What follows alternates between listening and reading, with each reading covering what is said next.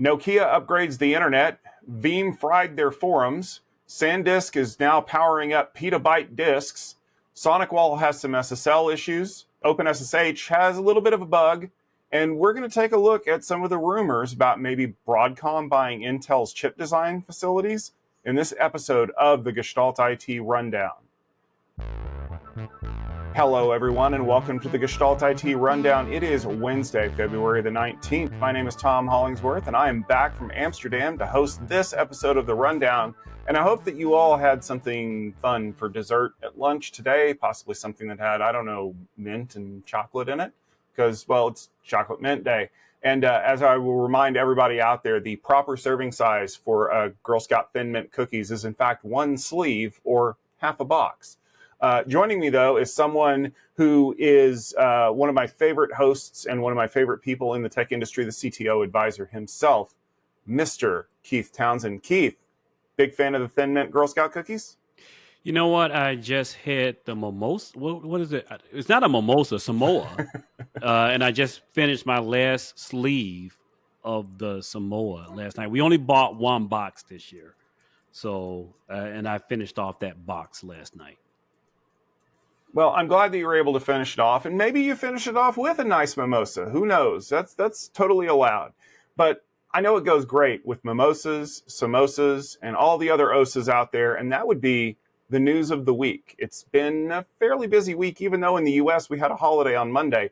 There's been a lot going on from late last week to this week, and we wanted to jump in with some of the hot news. And we're going to start off with a fun story from our friends over at Nokia, because New York's DECIX is about to get a whole lot faster. The Internet Exchange has selected Nokia to be their preferred partner to upgrade their backbone to 400 gigabit Ethernet and eventually to 800 gigabit Ethernet. They do have something they call the reconfigurable optical add-drop module, which of course says ROADM if you are putting it out there as an acronym. And that's going to allow this Internet Exchange to take advantage of faster speeds down the road, going from 400 to 800 and possibly even beyond. Now, one thing to note about the DECIX is that they are actually the fifth largest Internet exchange in the United States, and they power more than just New York. They actually power a huge chunk of New England, and they've been a Nokia customer for the last 10 years. Now, Keith, I know you've had a lot of experience working on some Nokia gear in the past, and I want to let you kind of have an opportunity to talk about why you think Nokia is uniquely positioned to take advantage of opportunities, especially in the carrier space. Yeah, so it's not just the carrier space. I find this news interesting in two ways. One, 800 gigabits is crazy amount of bandwidth, but we are talking about the New York City backbone, so it's an appropriate future-proofing of connectivity as we look at more fiber to the home, fiber to the business. Like 1 gigabit seems to be the standard.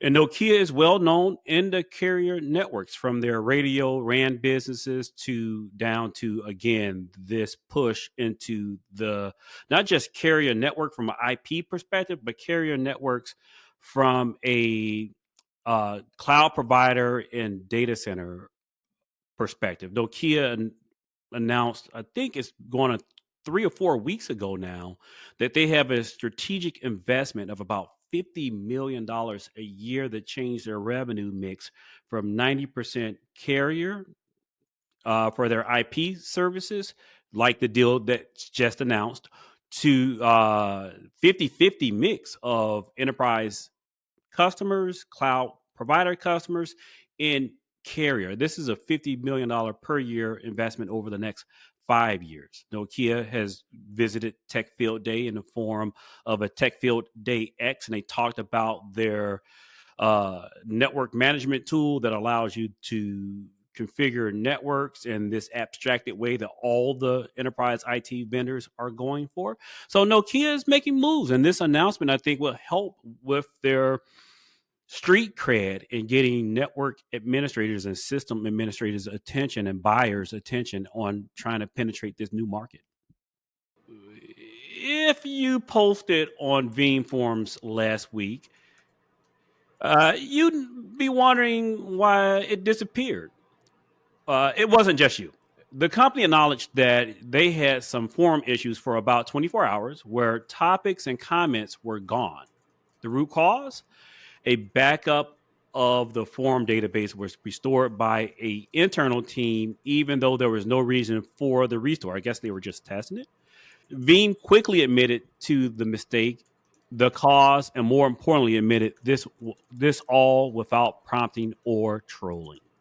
I love the fact that Veeam just decided to freely admit what they did, because this is something that I feel like so many people miss so many times in all of the errors that come up, right? Let's be fair. We've all done this, right? We went out and we said something blew up, so we restored from backup, and it turned out we actually restored back too far. Like, I had to do it with my kid's iPad a couple of days ago. It ran out of storage space, so I had to completely erase it. And I'm like, boy, I hope you have a good backup. And he did. His backup was just a couple of days old. But for an enterprise tech company that lives by their support forums to say, yeah, we did this. And the other thing, too, is that they admitted that they did it and didn't need to. That's another huge step for companies, because usually they'll say, oh, well, there was this undisclosed error that we needed to patch up. No, they flat out said somebody in the operations team just restored the database when they know they didn't have to. And I think that's commendable. That's one of the reasons why I wanted to talk about this. I would rather have a company admit mea culpa. We did something we weren't supposed to, and we fixed it. We're sorry that, some of your forum threads got lost. Thankfully, if it's only 24, 48 hours worth of threads, then those can probably be reconstituted, or if they weren't important, then who cares? But more importantly, for a company to be willing to say, this is what you deal with when you have these kinds of deployment methodologies, right? Like continuous deployment, continuous improvement. It forces you to look at what would normally have been like a groundbreaking error and say, okay, this is just stuff that happens. And it's time to get okay with this. Now, it's not okay that Veeam didn't have a way of snapshotting the forums, because we know that Veeam has all of these capabilities built into their data protection platform, and they'll be talking about it at Security Field Day later this year in May. But I think it's critical for them to understand that customers need to expect more out of this. And even if it's just a database software that they don't use, it's not Veeam. Veeam doesn't make databases. They make backup and disaster recovery and data protection appliances. They still have to be willing to show people that they can recover from these errors. So, bravo to Veeam for just kind of throwing their hand up and being like, guess what? We messed up, but we're fine now. Everything's fine. At a recent SanDisk Investor Day, the drive manufacturer touted their Ultra QLC technology and how it will enable solid-state drives to get up to 1 petabyte of storage. The challenge for these drives is to be able to get the right amount of performance out of the ever-growing size of NAND that's in the enclosures. SanDisk thinks that they've solved this problem with a new wider memory channel and some proprietary controller elements, but the chips that they need to get in order to make these drives grow to that particular size aren't quite available yet. Keith, I do have a question, though, based on some comments that I've seen. Are enterprise customers going to trust all of their data to one single giant drive? Yeah, so a little history, the SanDisk, Micron, Solidigm, who's been at Field Days a lot, have been on this chase for bigger and bigger SSDs. They've now outpaced the HDD market. I think the largest HDD is around 27 to 30 terabytes, a mere 30 terabytes. They've gone from 64 to 128 to now 250, roughly 250 terabyte drives. And none of these companies can keep these drives in stock. They can sell as many as they can make. And what's driving this? The AI boogeyman. Basically, if you're training large data sets, if you need large data sets, AI is driving the thirst for these large drives. And then remember, there's still other use cases like genomics data, academic research, where you're collecting data that doesn't need to be backed up, frankly, that you need the log data. The challenge for a lot of these customers is this concept of ultra QLC is not the density, not just the density as chips, but Tom, you might know a little bit something about this. You need to be able to get that data to the CPU and processor pretty quickly. and that reliance on being able to network these, put these into storage arrays, and be able to utilize these data sets and get them to the GPUs and CPUs, that's the real challenge. SonicWall has a new CVE, not an old one, that is targeting SSL VPN authentication. The attackers can exploit a bypass to hijack SSL VPN sessions and gain access to unauthorized devices on the network. The proof of concept exploit has already been spotted in the wild by Arctic Wolf. The exploit was initially found back in January, and SonicWall has been working to deploy a patch. As of last week, about 4,000 devices still needed to be upgraded to mitigate the threat. SonicWall stated that there are currently no active reports of exploitation of the vulnerability. Tom, is it time to patch again? There's always time to patch. I swear, I put more patches on my devices than I ever did on my blue jeans when I was growing up. The thing here is that we've known about this for a couple of weeks, or at least somebody has known about this for a couple of weeks because they discovered it in late January. I do not like the idea of hijacking SSL VPN sessions because it feels like so many people use SSL VPN on a daily basis. I mean, I've taken briefings from some companies recently that are looking to tighten the screws on some of the SSL VPN things. Like, if you log in, you don't have access to do lateral movement across systems inside the network. You're like limited to a certain application set, which I think is an admirable thing. But when you think about the number of people who are working quote unquote remotely, or that are in a hybrid situation, they're going to just drop an SSL VPN and go and think about all the non-state actors, all of the criminal organizations that are knocking at the door that would love to gain a foothold into your organization.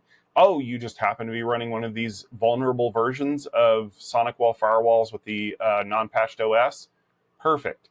And I think we get back into that whole little dance of, is it exploitable? Is it being exploited? Is it being actively exploited? Because, I mean, once you know that the code is vulnerable, then you have to wait for somebody to create a proof of concept, because otherwise it's just a bug. And then once you see a proof of concept, you have to wait until people are actually using it in the wild. And then SonicWall coming out and saying, well, nobody is being actively exploited. Well, what determines an active exploit? Do they have to open a ticket? Does the ticket have to be determined to be this particular CVE that's being exploited? It's the word game, right? It's like, there are absolutely no people here that I know of that have this problem because I choose not to know about them having this problem, kind of thing. So the answer there, of course, is patch your stuff. Just declare a maintenance window this weekend if you haven't already. If you're one of those 4,000 plus people who still don't have their devices patched, get it updated so that there's not a chance. Because as we've learned over the years, you may think that you're immune from this, and you will be up until the day you're not. So don't assume that you're just going to fly by and no one's going to be able to figure this out. Get it patched, deal with the fallout of having your firewall go down for an hour. I don't think anybody's really going to give you any hard time about this. HPE is getting on the Granite Rapids train with a new release of their next generation Gen 12 servers. One of them is a 1U HPE ProLiant DL320, and it's got one of those spanking new Intel Xeon 6 processors in it with 144 cores. You're probably thinking to yourself, how am I going to cool this monstrosity?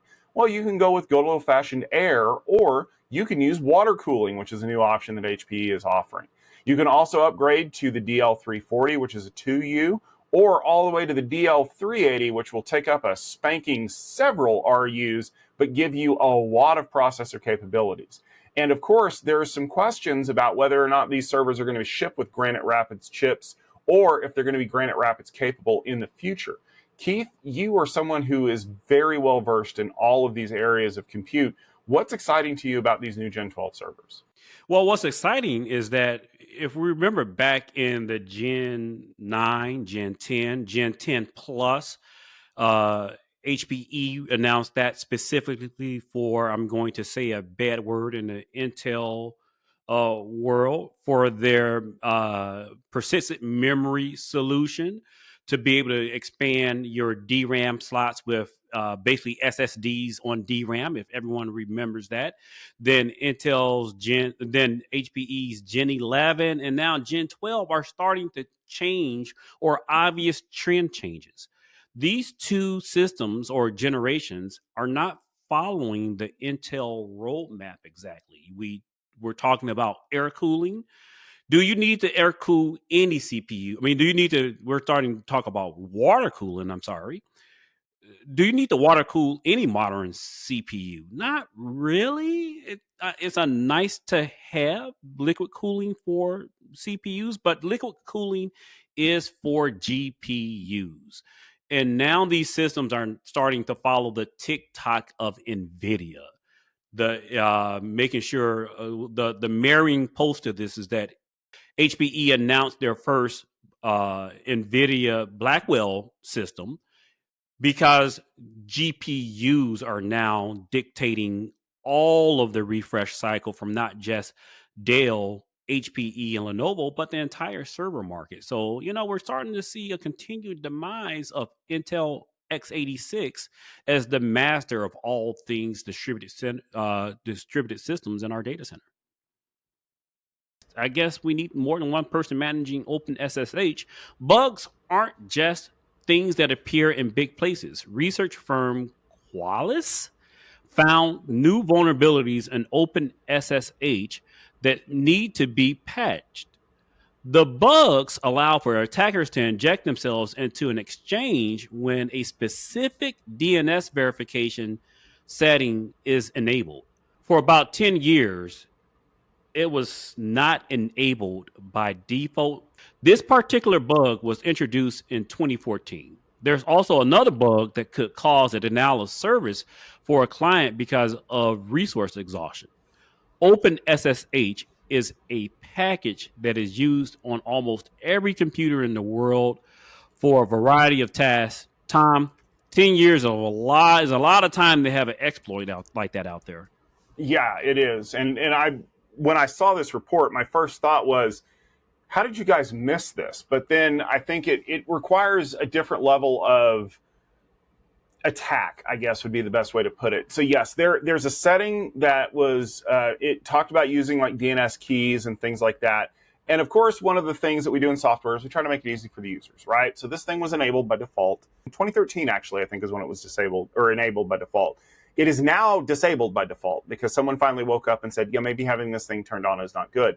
The problem is that if you're running one of these vulnerable versions of OpenSSH, someone could connect to that and do a little spoof, and then they can get access to the system. That's bad enough. The funny thing, though, is that if you look at the CVE scores, it's actually not like, it's not a 9. It's not even an 8. I think one of them's like a 6. So it's one of those things where it's like, okay, now that you got access to OpenSSH, now what are you going to do? The other one is actually kind of more of annoying than it is like earth-shattering. It's like I can cause like a weird kind of race condition where I like exhaust the resources on a target server or on a target client through like almost like a denial of service attack. The problem is not so much that it's a life-altering bug in the platform. It's that the platform is used everywhere. I can't think of an operating system that doesn't use OpenSSH in some form or another. I can't think of a server that doesn't. I mean, okay, let's be fair. If you're running Mac OS or Linux, you're using OpenSSH all the time. If you're running Windows servers, there's a good chance you're using components of OpenSSH because companies like Microsoft and Fortinet and Apple, they don't go out and rebuild the wheel every time that they need SSH access. They just pull down OpenSSH because it's free, make sure that it's updated to the latest versions, and they install that with the operating system. So part of me really wants to say, how did you let this bug be there for 10 years and not know anything about it? By the way, in case you were wondering, the resource exhaustion bug only showed up in 2023. So it's only at most, a year and change old now. I think it's more along the lines of we're starting to look at the things that people are attacking. So people are not going after like just the firewall itself. They're not just going after the server itself. They're going after the individual components inside of the server. They're looking for those vulnerabilities in the armor, as it were. so that they can kind of, get through the protections and then start their usual escapades of lateral movement and everything like that. So again, if you're patching other things this weekend, you might as well go make sure that you've patched OpenSSH as well. You never know what might happen. Okay, we had a story we wanted to take a closer look at. This one could be interesting, though. There's some rumors flying out there. This one, of course, comes from the Wall Street Journal, and there's a report that claims that Broadcom is investigating Intel's chip design business, and they're contemplating an acquisition. It says that while Broadcom is interested in chip design, they are very not interested in the foundry business. Now, some of the analysts that are commenting on this are intrigued because that means there's really two roads for Broadcom at this point. They could be taking some of Intel's chip designs to add to their existing product lineup, and maybe they're going to make some more money off of it. Or they could do the venture capital thing where they package the businesses up for sale to other partners and maybe even some competitors, and they just sell it off and make as much money as they can. Now, here's the $64,000 question. No, it's probably more than that by now, Keith. Do you think that Broadcom really is going to take out a loan and maybe buy part of Intel? Yeah, so our CEO, Dan Newman, did some analysis on this, but I like to, kind of give some scale of just how much trouble the foundry business is in. Intel has some $22 billion cash on hand and access to $13 billion in credit that they have not used, a line of credit that they have not used. How quickly can they eat through that is the question. The foundry business, or Intel, loses $4 billion a year right now. That's a substantial amount of money. The chip design and the chip business, Xeon that we just talked about, Xeon 6, all of that is still really good business. Intel makes a really good, solid product that makes money. Yes, they've lost some traction to AMD, ARM, and of course, NVIDIA, but they still have really good market share. The question is, would Hock Tan make a profit off a company that has gotten stale, aka VMware? Well, it's Hock Tan. Here's where I'm curious. I get that having a design division is great. These are the wonderkins that are coming up with all these cool new CPUs and things like that. And Lord knows we've seen enough of that development on the ARM side of the house, right? You've got Apple's M-series processors, you've got RISC-V, you've got all of that other stuff. But there's an underlying assumption that I think people need to be very aware of before this rumor goes any further than it does. When you work for Intel and Intel's design facility, you are working with a known quantity of foundry equipment. And you know what the foundry equipment's capabilities are, and that informs your design decisions. To me, it would be like living on a farm and buying a vehicle that doesn't have off-road tire capability. Why would you buy a low-profile sports car if you lived on a farm? Your purchases, your designs are informed by your capabilities, right? And I think that you would have a hard time designing Intel chips to be manufactured with, TSMC, because they're kind of designed to be built in Intel foundries. And likewise, I know that this is one of the things that Pat was trying to do when he had control of the company, was he was trying to make sure that Intel's foundry system could build out chips for other companies. But I also think that the goal initially, no matter what, was going to be for Intel foundries to make Intel chips. And look, I know that Intel foundries are losing money right now. I'm gonna shock people out there who don't have a business degree.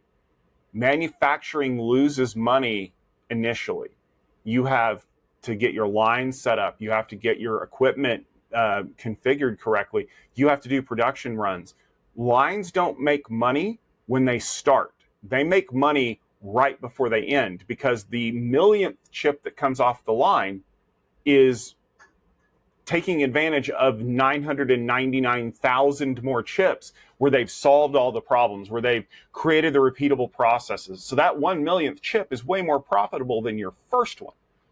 but you have to get to the point where you make 1 million chips. And I think this idea that Intel needs to get rid of their foundries or sell them off or get rid of them because they're not making money belies the fact that they will. And yeah, great, you're getting a liability off of your balance sheet, and you're not losing money. You're also not going to be making money on that back end from your investment. And I know that most of the people on Wall Street haven't forgotten that you have to invest money to make money. I mean, I hope that I'm right. Tom, I hope that you're right too. The world needs Intel. The world needs competition. More competition is better for the enterprise IT consumer. It is. But you know what the best thing of all is, Keith? Tech Field Day. Oh. It is the best thing. I mean, I'm a little bit biased. You're a little bit biased because that's what we do when we're not hosting the rundown. But the good news is that there's Tech Field Day right now, because we're having Cloud Field Day 22 taking place in Silicon Valley. That's where Steven and Al and a bunch of other great delegates are. They got presentations today, February the 19th, tomorrow, February the 20th. Make sure you head over to techfieldday.com, tune in for that. I will be back in Silicon Valley about a month from now, actually. We're going to be doing our next networking field day. We got presentations queued up for the 19th and 20th of March. I know that NVIDIA GTC is going on, but you know me. I had to have the spotlight all to myself at Tech Field Day.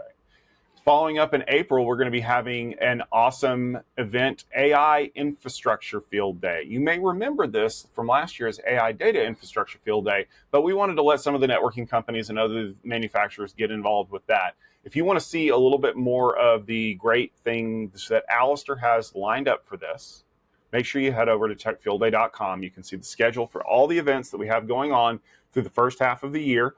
There may be some additions to that. You should stay tuned because we're always talking to great companies that are wanting to do special things. And speaking of which, Keith, if people want to check out some of the stuff that you do, where's the best place for them to go to learn that? Oh, man, the best place still remains the CTOadvisor.com/blogs. That's where I get my extended thoughts out, where the overlords over at the Futurum Group have not quite figured out that I still sneak in my unfiltered thoughts to you. Well, I promise that I'm not going to tell anybody, because this is where I get to sneak in some of my unfiltered thoughts every Wednesday when we publish the rundown episodes. They come out around 12:30, lunchtime when you have a little bit of time to yourself. And remember that you can check us out on all kinds of places. You can check out our YouTube channel, youtube.com/Gestalt IT video. Check out the website for the show notes and the linked articles. Check out our podcast if you are more of the listening variety. Maybe you want to listen to us while you're rowing or biking or running or whatever it is you do to stay in shape, or maybe you just want to listen to us on the couch, whatever. I'm not going to judge, but what I will judge is the bevy of news that I know we're going to have next week as people are rounding out February. And I can't believe I'm saying this, but we're already more than half over. But we've got more great things that are coming ahead. We've got more great news that we can't wait to bring you. So for myself, for Keith, and for all the rest of the great Rundown co-hosts, thank you so very much for tuning in. We look forward to bringing you more great news next week.